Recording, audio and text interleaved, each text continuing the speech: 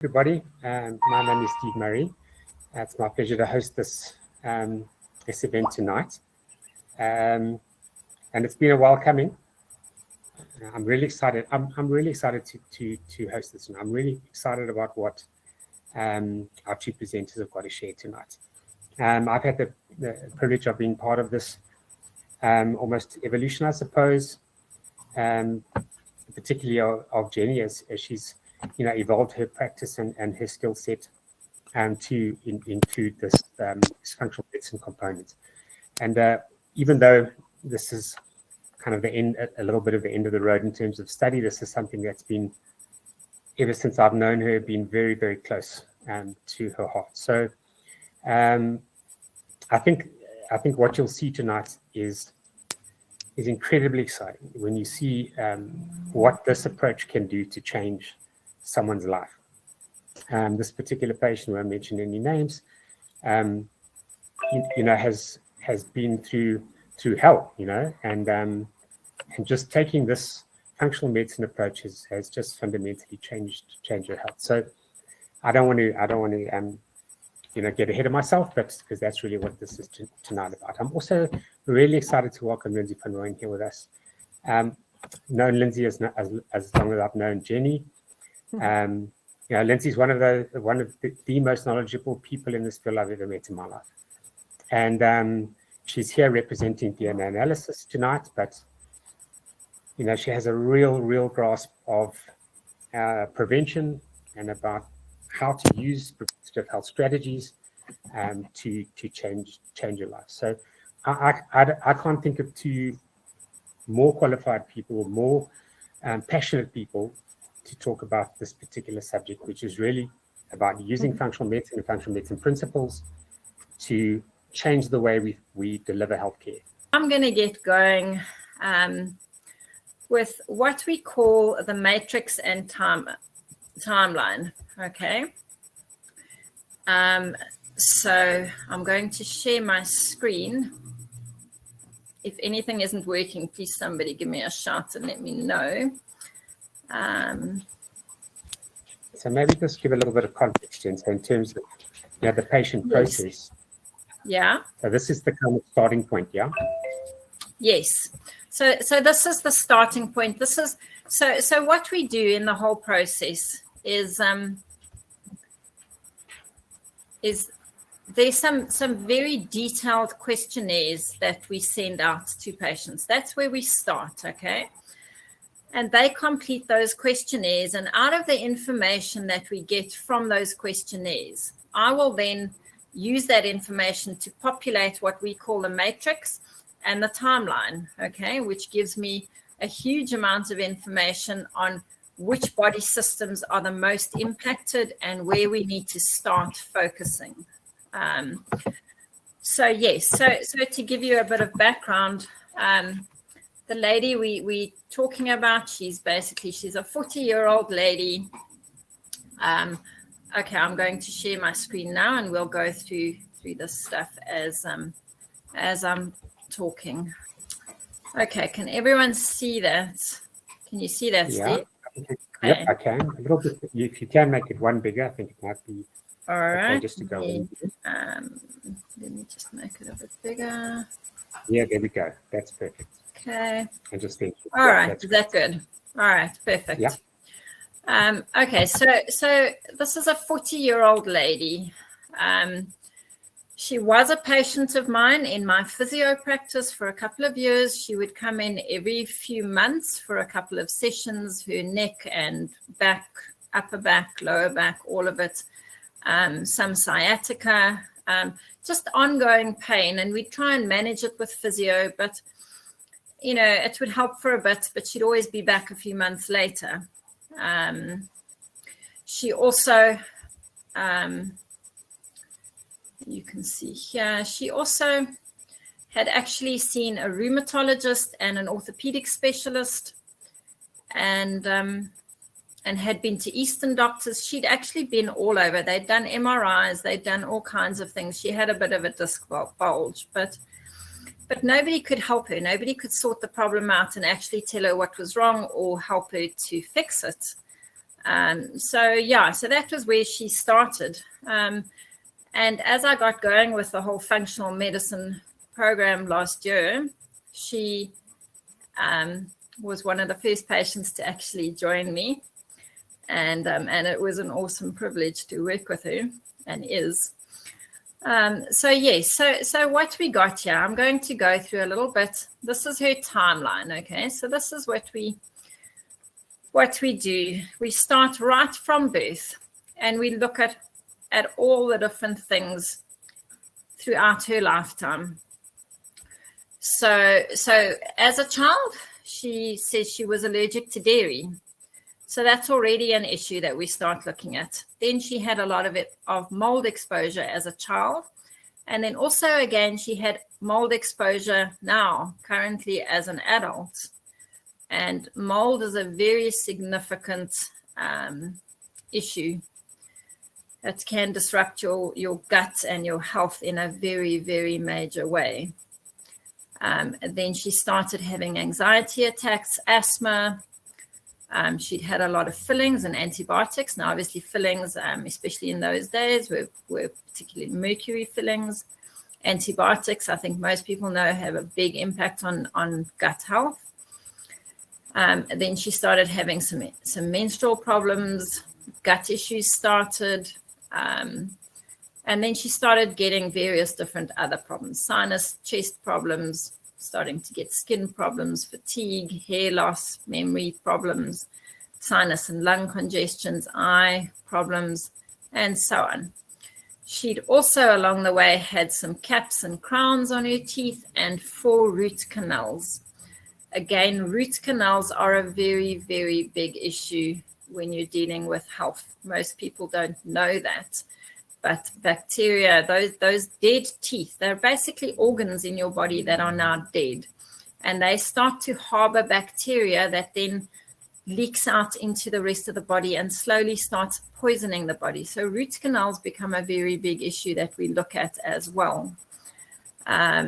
So her major problems: lower back pain, sciatica, fatigue, irritability, cold intolerance, restlessness, eye problems, and mind problems.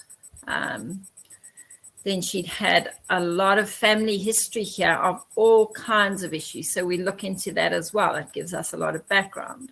Heart disease, stroke, anxiety. There's a lot of thyroid problems on her mom's side. And then on her mom's mom, her grandmother's side as well as on her paternal grandmother's side, also thyroid problems. So a lot of thyroid problems coming in. Heart disease, cancer, anxiety, asthma, and so on. You can see there's a lot of issues going on there in her family history as well. Then we go into the matrix that we call here. So here I put everything down. We've got a lot of the stuff that we have already mentioned. Another big issue of hers was insomnia. She battled a lot with insomnia.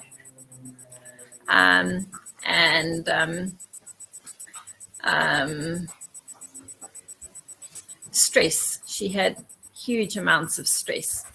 So that stress is a very big factor. It can unravel your gut and your health very quickly. Now, these are all the different body systems that we start to use the information from the questionnaires to populate these different systems, okay? So you can see here a lot of issues, okay? So this is looking at guts. This is looking more at hormone stuff. This is looking at your cardiovascular system. This is your immune system, your energy, your structural integrity, and this is your detoxification kind of system. And then we also look at your spiritual, emotional, and mental side. So you can see lots and lots of different issues going on here. And I think most of it we have kind of mentioned already. So yes, a lot of sensitivities here as well: cigarette smoke, exhaust fumes, allergies, and so on. So I think that gives you a bit of an idea of where we start here. Okay, so now what I'm going to go to is what we call a CSAP. It is, let me share my screen again.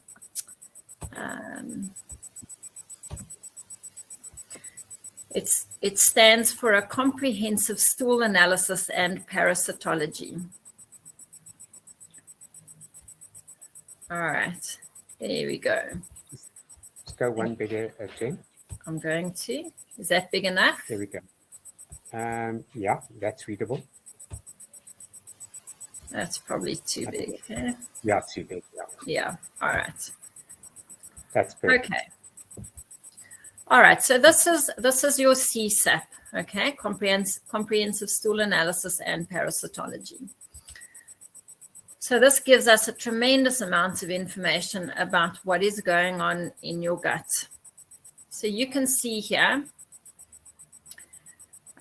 these are your beneficial flora over here. So what you're wanting here is a 4+ on all of these different things, okay?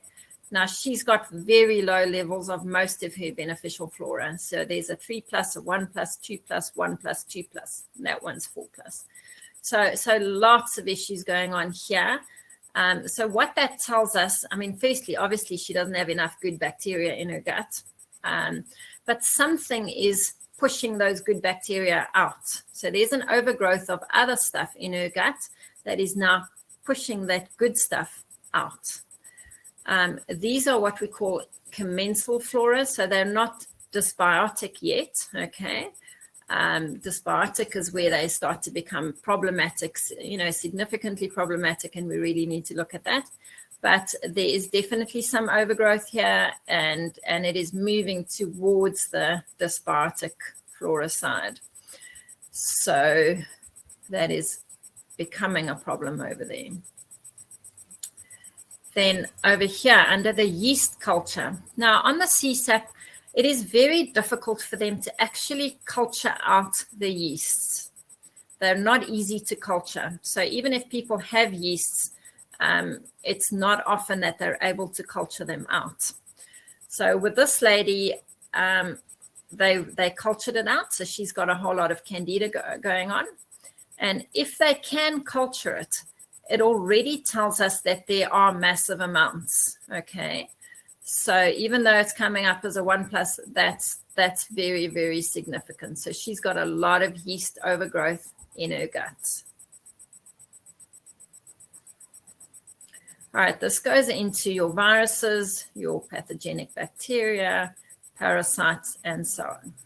One thing I want to mention when we're looking at the parasites is that it's very, very seldom that they actually are able to culture out any parasites.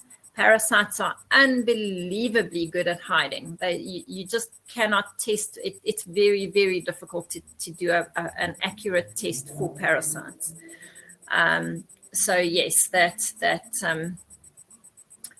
becomes an issue, and that's why I generally recommend to do a parasite cleanse for everybody, because 85% plus of people sit with parasites in their gut and they don't, it's just not possible to pick it up. So here she does have an issue with blastocystis, which is a kind of parasite. It's a protozoa. And they've picked up a bit of an issue there. So we would bring in some antimicrobials there to start just knocking that out and getting rid of that in her gut.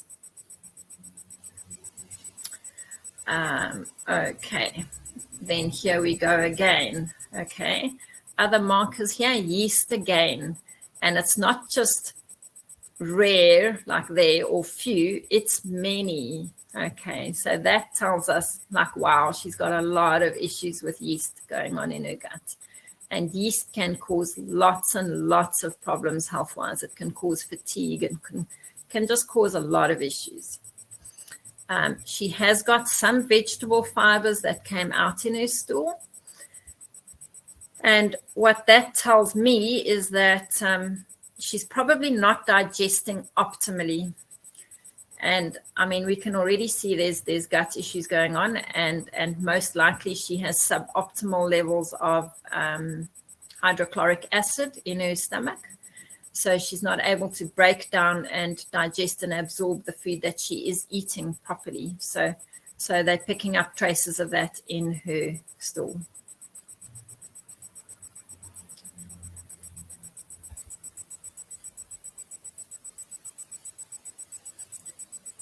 Here on digestion and absorption, again, the elastase here, okay, although it's above the reference value, what we really want with your elastase is above 500. That is optimal. Now, elastase is a marker for your pancreatic enzymes, which are super important in digesting food.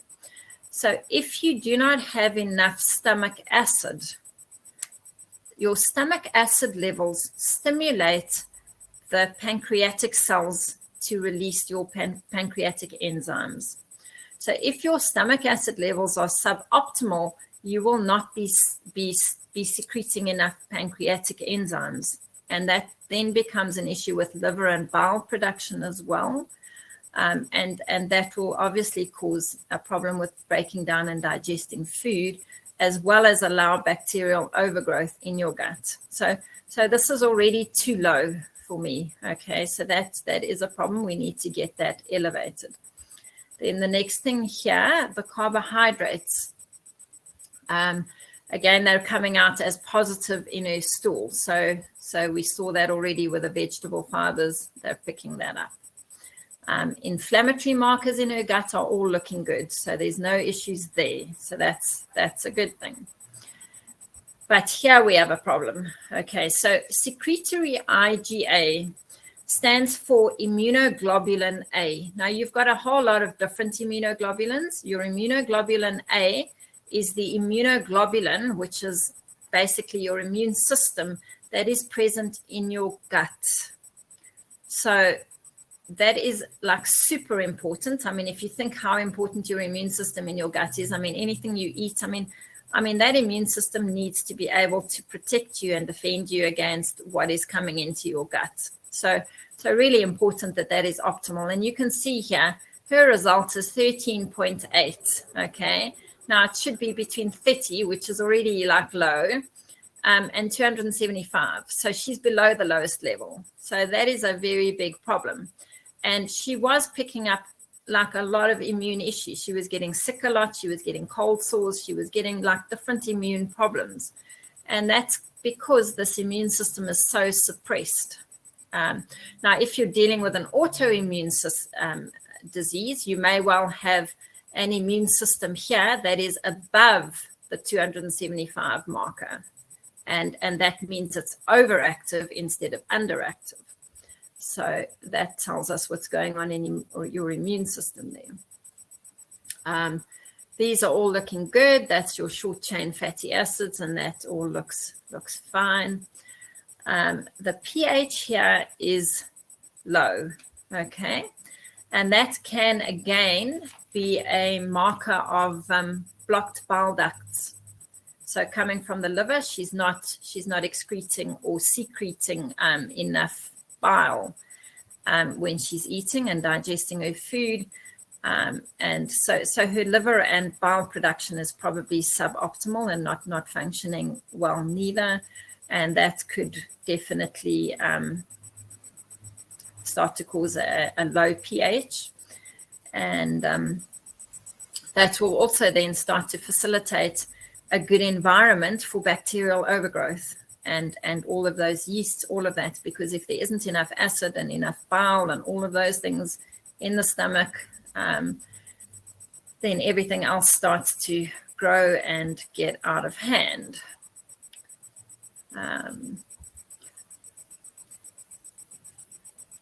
Okay, and then what we have here, what is very nice that they do for us as well, is that they culture out what these different bacteria and yeasts and stuff like that are susceptible to. So here they've done the Candida albicans that she had overgrowth of, And you can see here, so that is highly susceptible to something called caprylic acid and to grapefruit seed extract, and then to a slightly lesser degree, uva ursi. So we would look for products then that have these particular antifungals in them that we can then use to get rid of all that overgrowth. So that is one of the first steps that we can do. So you can see with this, it takes the guesswork out of what we're doing. I now have a very, very good understanding of what is going on in her gut, where the problems are, what we need to look at, and how we need to start rebuilding her health and her system. Okay. And it's not guesswork anymore. I'm not going to throw like the whole kitchen sink and everything else at it. I know what products I need to use. I'll look for something with these different things in it. And that starts to bring everything under control as quickly as possible. So that is the basics of the CSAP, the comprehensive stool analysis and parasitology that we do. Okay. So I hope that's making sense to everybody so long. You're welcome to pop questions into the chat if you want in the meantime or whatever. All right, so I'm just want to keep you on timing there, Jen. So you need to keep moving a little bit behind. Yes, okay, that's fine. Okay, so now we're going to go to the organic acids test. Can you read that? Yep, that's fine. That's good. All right, awesome. So the organic acids test is quite a complicated test. I'm not going to go into this in a huge amount of detail because it's really complicated even for people in the field. And it will be completely overwhelming if you're not understanding this. But it gives us an idea. So this is an analysis of your urine. It's a breakdown of all your metabolites. So it analyzes your metabolism, what you're eating and processing through the night and coming out in your urine. So it tells us exactly what is going on in terms of your metabolism. So again, it gives us a bit of an understanding here of your microbial overgrowth. Goes into that a little bit there. And here I used this. There are different organic acids tests. I used this one specifically for her because it has some mold markers. So I wanted to check if the mold markers are coming out in her metabolites. And here's definitely this Aspergillus tartaric acid is a marker for mold. So that has come out positive there. The arabinose is a marker for candida overgrowth again as well. So that's just a double confirmation. It just tells me again that there are some significant issues going on in terms of the yeast and the candida markers there. Okay, then the bacterial markers here, again, you can just see it just gives us an indication again that there's bacterial overgrowth going on there and that there are some things that we need to deal with over there. Okay, then we go down here.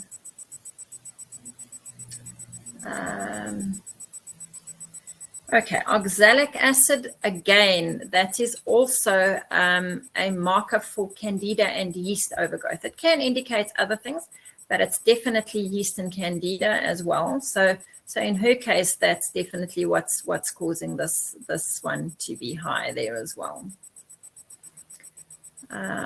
Okay, then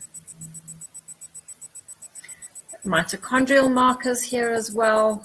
They're kind of, you can see they're kind of high and low a little bit. And what's happening is that the dysbiosis, which is basically the imbalance in her gut bacteria, means that she's not able to absorb her B vitamins well. Okay. and also minerals. So a lot of, I mean, we need the magnesiums, we need the different minerals and the B vitamins to as cofactors for a lot of these different processes that are going on here in the Krebs cycle. So the Krebs cycle is our energy production cycle. That is how we get energy. It creates ATP, if anyone remembers biology. So if you're dealing with fatigue and so on, this is something we definitely look at as well. But yeah, so what's happening here, again, if the gut bacteria are a problem, you don't absorb your B vitamins well. She was actually taking a B complex supplement at the time of doing these tests. And in spite of that, you'll see lower down in the test that she wasn't absorbing a lot of the B vitamins well. And that's because of all the bacterial overgrowth in her stomach. And when you've got that level of overgrowth, the B vitamins can actually just add fuel to the fire. So it just creates even more havoc in your gut. So we often cut those out and go with liposomal type of stuff until we've sorted the gut out properly again. Okay, then here are neurotransmitters. They're not looking too bad over there. All right, then these nutritional markers here. This looks particularly at the B vitamins. So you can see here there's a lot of stuff going on. Some are high, some are low. So this tells us, this is looking at B6, this is looking at B2, this is vitamin C, this is your CoQ10, and so on. So it tells me exactly what is going on at that kind of level in your metabolism. How are you processing things? Often with a B12, you can have good high levels of B12 in your blood. So we will do a blood test, and often there's good levels of B12 in your blood, but are you able to use it at a cellular level? And sometimes it'll be good in your blood, but it'll come out as a problem on your organic acids test in your urine. So that tells me that although you're getting it into your bloodstream, your cells are not able to use it. And then we need to look at what is going on there and how do we optimize that? What do we do for that? So yes, you can see there's a lot of issues going on here with B's, low vitamin C as well. I mean, it's basically almost non-existent, her vitamin C. Yeah, I mean, it's 0.43. So super low vitamin C. And she was taking vitamin C at the time as well. So yes, lots of issues going on there, and that's because her gut health is just in a mess and she's not able to absorb and digest what she's taking in, even though she's taking supplements and stuff. These give us some detoxification markers, which tells me how your body is able to detox. Is it doing that properly or not? Who's looking okay there? And then this is looking at your amino acids. Okay, so your amino acid metabolites are obviously, that's a breakdown of the proteins in your body. And she is vegan, so she wasn't eating meat. And you can see her amino acids are basically all of them like virtually non-existent. Okay, so super low. And without amino acids, you can't build muscle. You can't build your neurotransmitters. You can't build collagen. So many processes in the body are absolutely disrupted.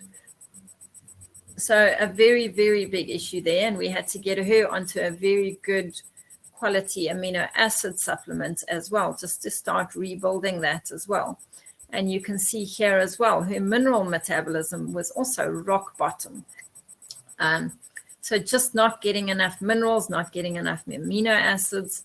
And if you're not getting those basic building blocks, you cannot build your health. You cannot move it forward and get where you need to go. So yes, I think those are Those are the basics. It does give you some very nice like pictures explaining, and it does go into a whole report explaining what's going on there.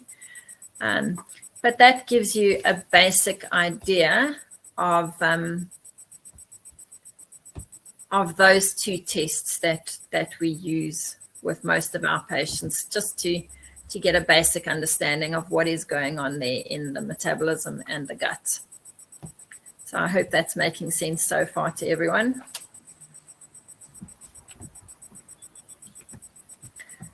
Okay. All right. So should I hand over now, I think, to Lindsay? Are you okay to do the DNA then, so Lindsay? I'll bring up the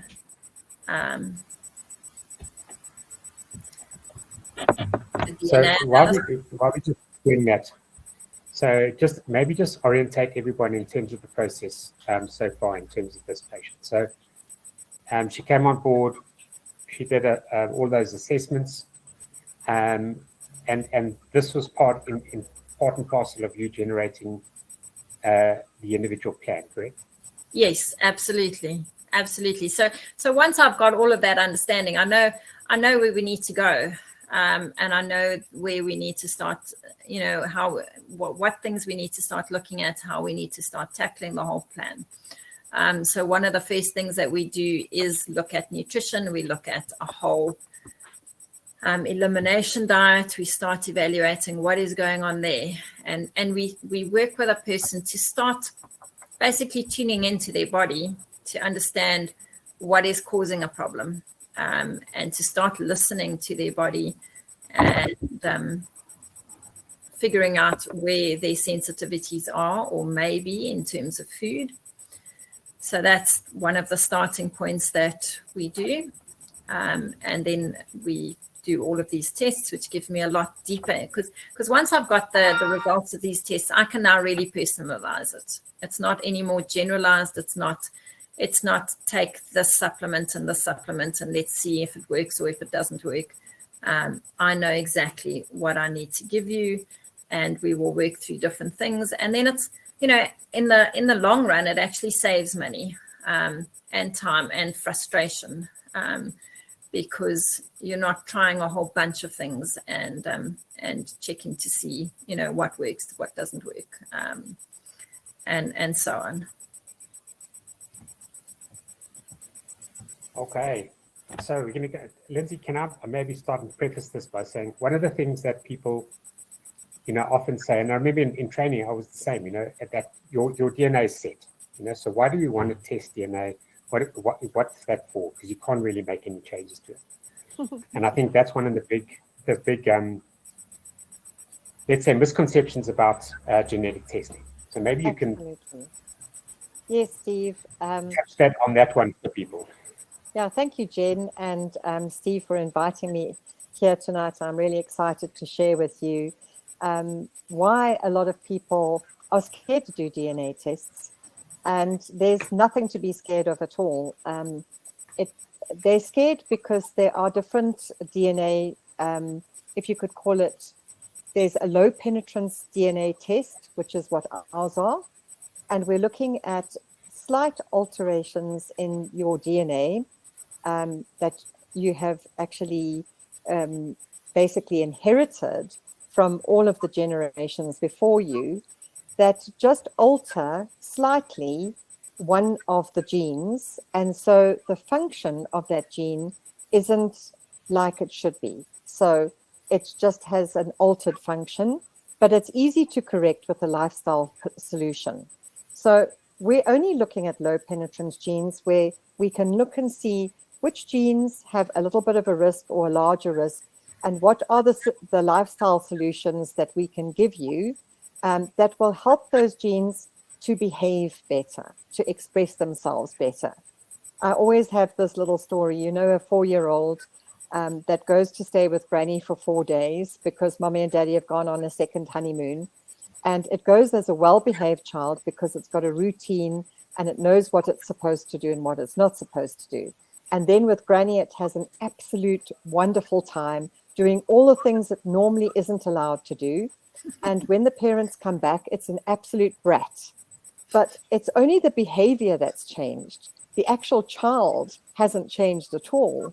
So if you understand that, then you'll understand that some of your genes are brat genes because you're providing the wrong environment around them. And if you provided the right environment around them, they would behave better and optimize your health. Why people are scared is that they don't know what we're looking for. So we're only looking for low penetrance, where we can help you to understand how you can optimize your health.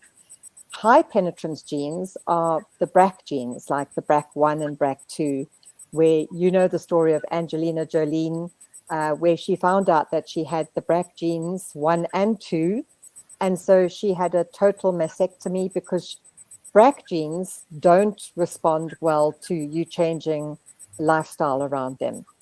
Your environment around BRCA genes doesn't really make a difference to how they will express.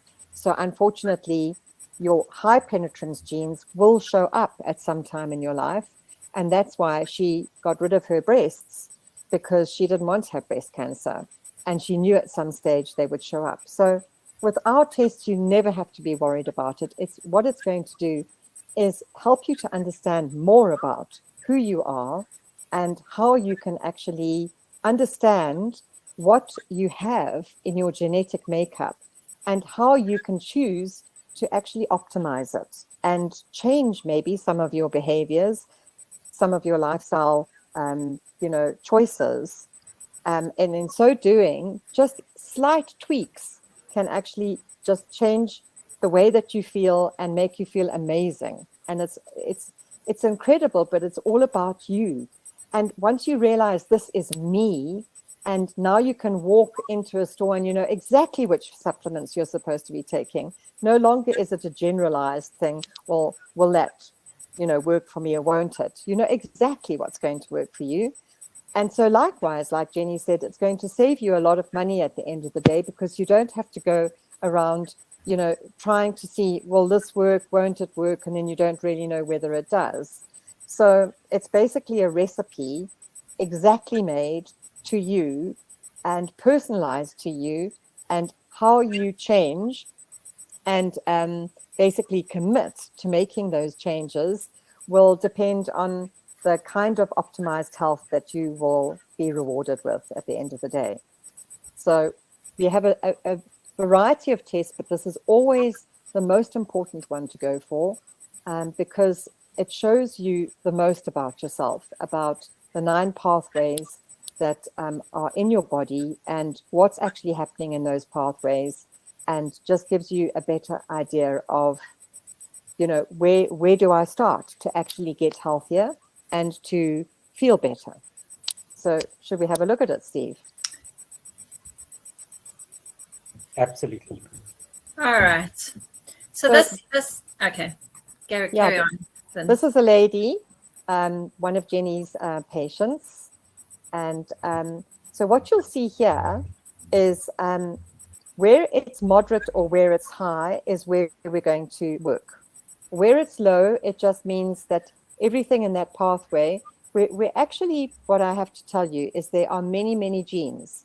In our particular company, we always do a lot of research to find out the most researched genes that have been used on a large population of people and have definitely proven that they will change the expression to a better expression of that gene, so that, following the lifestyle solutions that are given you will actually reward you at the end of the day. So if we look at this lady's test, there's a moderate in the methylation, a moderate in the detoxification, in the inflammation, in the oxidative stress, and in the insulin sensitivity. So those moderates are actually shown with 2 blue dots. And you'll always get very, very lovely suggestions on what is a better thing to eat and what is a better thing to avoid. So when you get your test back, it's really nice to actually cut those out, laminate them, and stick them on your fridge. so that you're actually always aware of what you should be avoiding and what you should be choosing. And it's just a really nice visual aid for you. But what I want to explain to you tonight is how one would read your own chart. And so remember, in the lipid metabolism, we had a low. And if you look at your lipid metabolism, it's a very, very nice marker of basically how your brain will age as well. So we're really looking at key genes in each of these pathways. So the key gene in this particular pathway is ApoE. And this lady's got nothing to worry about there. So when you see a little circle that has just white, it means there's nothing wrong with that gene. It's functioning perfectly. When you see just one blue circle, it means that it's a low impact and you don't have to worry about it. It's actually functioning most probably about 80% or more. So there's no problem there. Where you see a little tick, where in this one you see LPL at the top there. Sorry, if you can just go back to the lipids. Yeah, right at the top, you'll see there's a little dot right there where the cursor is. There's a little tick. That is a beneficial.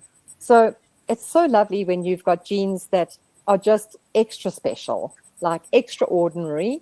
And you always know that those will function better. So they're actually functioning very optimally. And so she's got one of those in her lipid metabolism. So this particular lady will never really have a problem with early dementia or even Alzheimer's. She's an E3, that is the generalized population, which will normally only start experiencing dementia in their late 80s and sometimes not even then. So generally, her lipid metabolism, so if you go for a total test, lipid test, where they look for your LDL, your HDL, and your triglycerides, hers generally should have actually been really good most of her life. And if they're not, then we have a way of finding out, well, what's happening there? Why isn't it like that? So we don't have to worry about that particular pathway of hers. It's optimal. What came up as moderate was the methylation. And we've got key genes in this one. And she's very lucky because one of the key genes, the MTHFD1 right at the top of that pathway, no impact. And the next one, MTHFR, she has no impact. She's got another beneficial there with the MTR. So that's all looking good. The ones that are not looking good is the CBS and the COMT. So you can see those, when they've got 2 circles, it's a moderate risk. When they've got 3 circles, it's a risk, a high risk, okay? And with those risks, we're looking at then, okay, what are the solutions for those? And if you follow those solutions, then that risk will be definitely won't go away totally, but that person will be able to circumnavigate to a large extent any chronic diseases that come from that, or even to avoid dying the way that some of her predecessors have died. So this is very, very important for a person. If they take it seriously, you can actually change the, the ending of your life to be a quality life instead of dying early, and a quality life instead of having the chronic diseases that some of your family tree have. So in the COMT, I'm going to really show what that really counts for. The COMT is actually showing there that that particular enzyme is not working like it should. And it's got everything to do with how this lady is getting rid of her estrogen metabolites. Now, what's interesting is that this is also for men. So you understand ladies have testosterone and estrogen. Men have the same. It's just that we're supposed to have more estrogen than men, than the testosterone, and the men are supposed to have more testosterone than the women's estrogen. But it's really important that men look at this COMT gene as well, because our environment has become very estrogenic, especially since the introduction of the pill for the ladies, and we're not actually able to get that out of our drinking water. Plus, we've got plastics and pesticides and all sorts of pollutants that have actually made what we call xenoestrogens, which have a very, very bad effect on our bodies. And so it's really important men actually do this test as well, and estrogen tests, because men are starting to get breast cancers and the kind of cancers that women get from too much estrogen. So we are able to solve this very, very easily. But when you have a COMP gene that looks like this, it just means that we have to upregulate the function of how the body gets rid of the various estrogens through the first phase in the liver and the second phase. So I'll go into that in a little bit more detail. But that's why the methylation for this particular lady was as a moderate.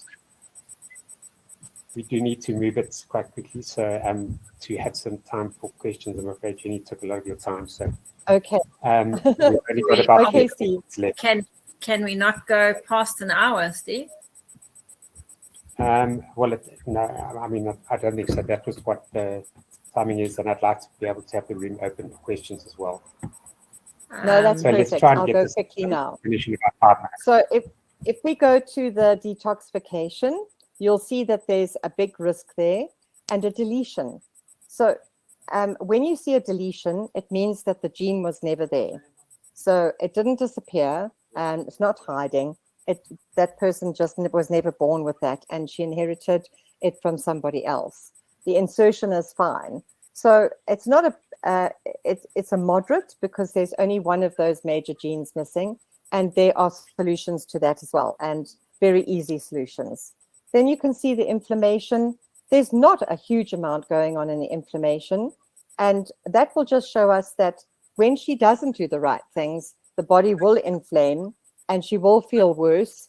But when she's following the guidelines of the solutions given in the previous pathways, then those inflammatory markers won't spark and she'll actually feel very well indeed. The oxidative stress is all about how she uses antioxidants, and she needs quite a lot. And this MSOD is just showing that she needs to exercise regularly every day for the expression to be the best that it can be for that particular gene. And it's interesting that when we exercise, it actually enhances the expression of every single one of our genes. So exercise is crucial for everyone. There's not much going on in bone health, and if she did injure herself, she would just maybe need a little bit of collagen to help her get over it quickly. So a collagen supplement, or just eating things that will optimize her body making the collagen. And then as we go down, we'll actually see, so Steve, if you can go down to the next slide, that you're actually able to see that her body with the PPARG at the top doesn't know what to do with fats. So a low-fat diet would most probably be the best for her, because her body just doesn't know what to do, especially with saturated fat. So your olive oils and your omegas would be the things that she would be concentrating on. You can see here she hasn't got sensitivity to caffeine, so she can actually drink coffee quite easily. Where you see 3 dots there just means that she needs omega-3s. She can't actually convert easily the short-chain fatty acids into the long-chain fatty acids. And the salt sensitivity is only a problem if she ever had high blood pressure. And even these days, the doctors don't take you off the salt, they just reduce it. But the big thing that's showing up here that would really tie in with everything that Jenny was telling you is the gluten intolerance. Because the HLA gene that is there next to the gluten intolerance is actually a gene that is showing that she's susceptible to autoimmune diseases. And if she cuts out the gluten, a lot of the inflammation and a lot of her problems will actually be avoided. With gluten, you have a leaky gut. And so everything Jenny was saying about this lady is that the gut has to be addressed. She'll have leaky gut, definitely, with gluten intolerance like that. And when she cuts it out, a lot of her inflammation will disappear, and the leaky gut will actually help her if she really addresses the gut situation. she'll be able to absorb more of these vitamins. So where you see moderate there, she's battling to absorb her vitamin A, her vitamin D, her vitamin B12, and the vitamin D in that case is actually going to the wrong places. So with this lady, it would be optimal to actually lift her vitamin D levels up to about 70 to 80 nanograms to protect her from getting other autoimmune diseases. And also, it just enhances everything in the body. Vitamin D in every cell enhances everything in the body. So that's basically what the health test will show you. It's quite relevant to everything that Jenny said beforehand. And these are just the explanations at the bottom. So you can go and read the explanations at the bottom. And these tests she will own after Jenny's explained them to her.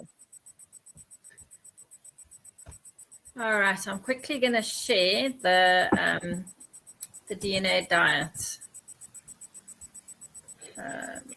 Okay, go. I'll go through this very quickly. So the DNA diet, obviously the links will join up. So I'll show you very quickly how that joins up. So there's a lot to be taken from the DNA diet. And when you get it back, it's really nice to read it and understand what it's telling you. But in this particular instance, she's got to go on a low-fat diet and she's got to do 20 MET hours. So that's about an hour's exercise for 6 days a week.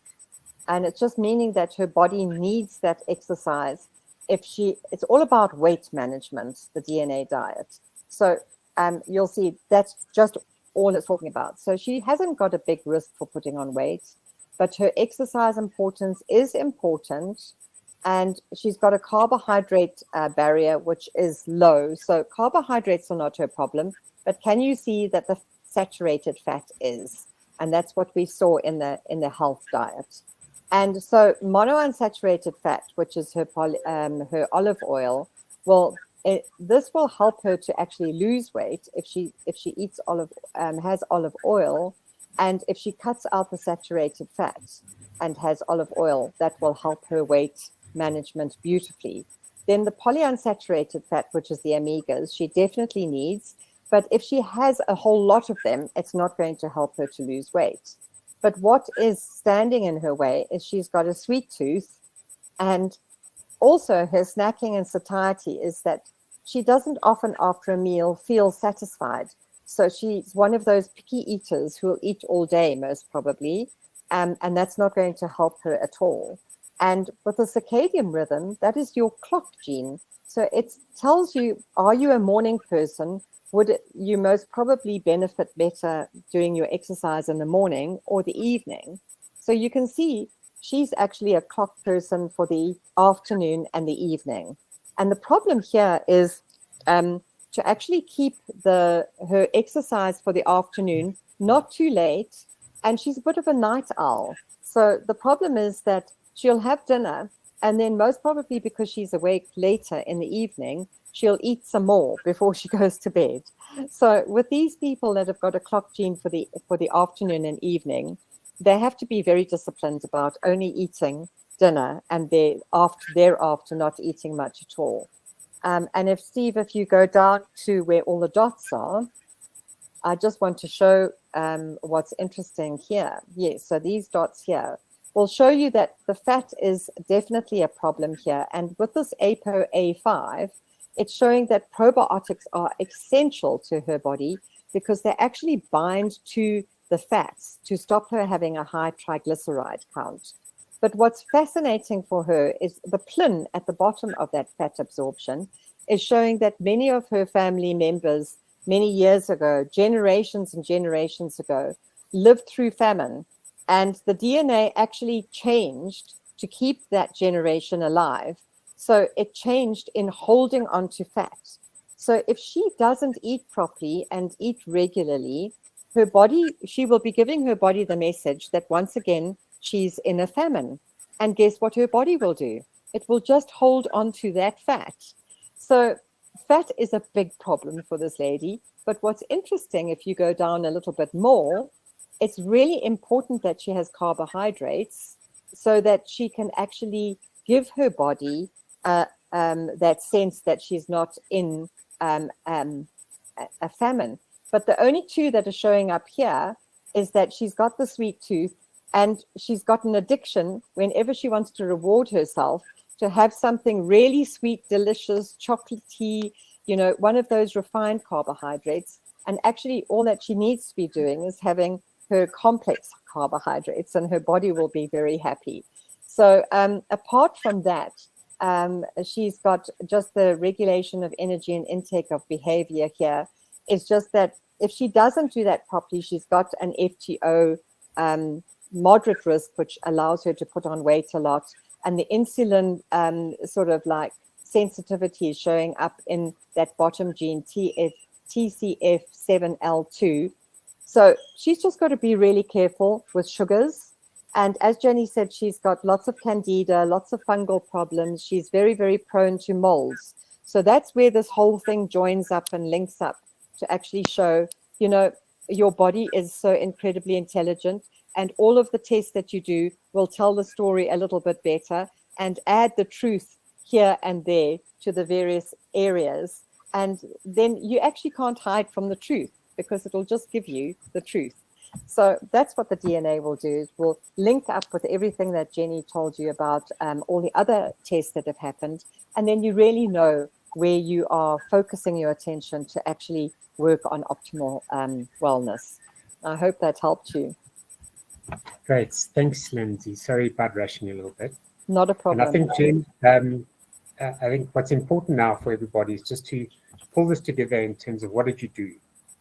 So what was the outcome? So we know now that she did those tests, and what did you manage to do at the end of it? The other thing I just want to pull in there is the history of the thyroid issues. If you remember her mother, her grandmother, and she says even way back, her great-grandmother and so on, they all had thyroid issues, so autoimmune conditions and so on.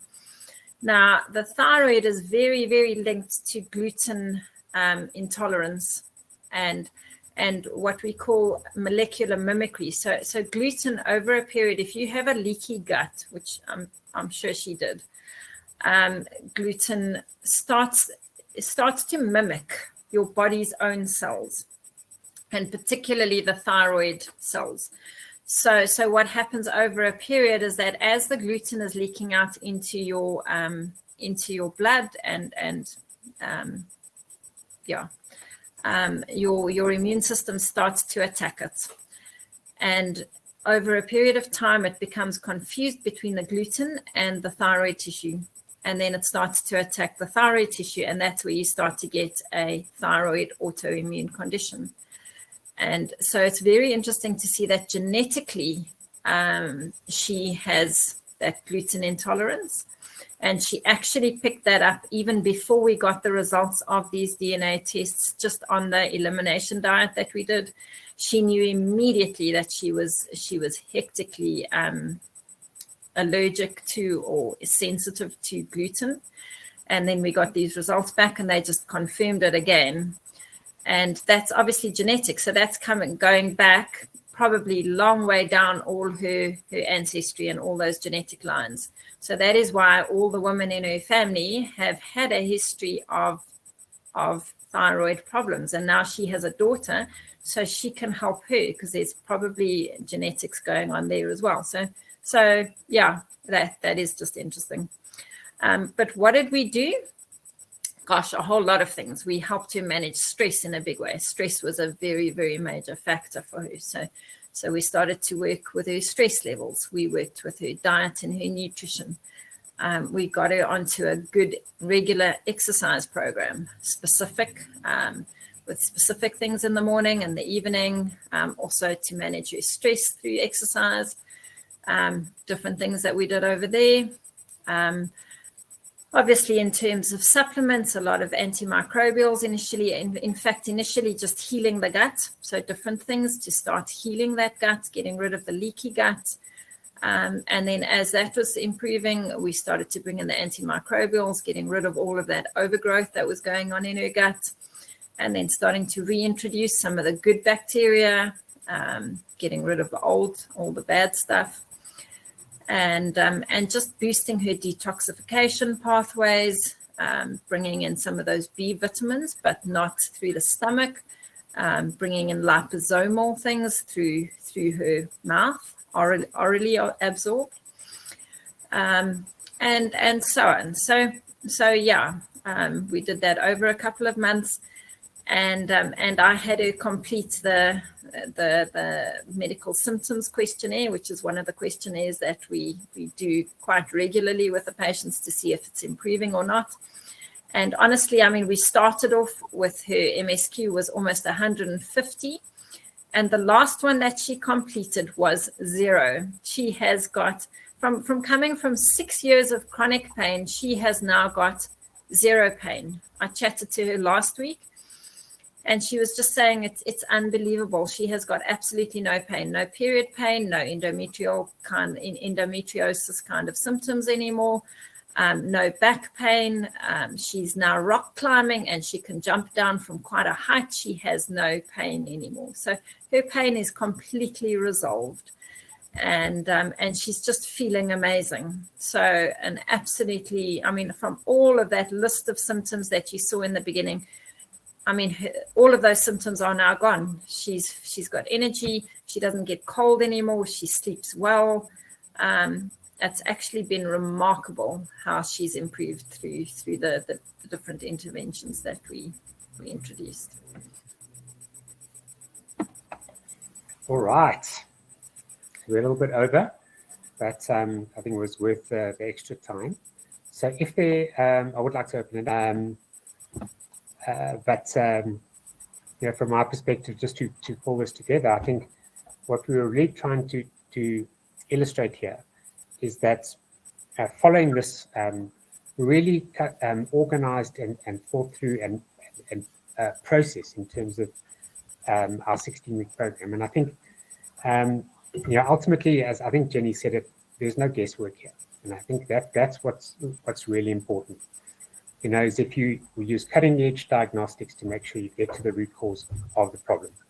Then make sure that we have customized and personalized lifestyle interventions based on the assessment data that you've got. And then ultimately making sure you've got a health coach to help you get there, because, you know, these things are, it's simple. Once you understand it's simple, it doesn't mean that it's easy. There's nothing easy about lifestyle change. So making sure that we can support you along the way is important. So yeah, that's, am I correct, Jenny? Is that kind of, yes, absolutely. Absolutely.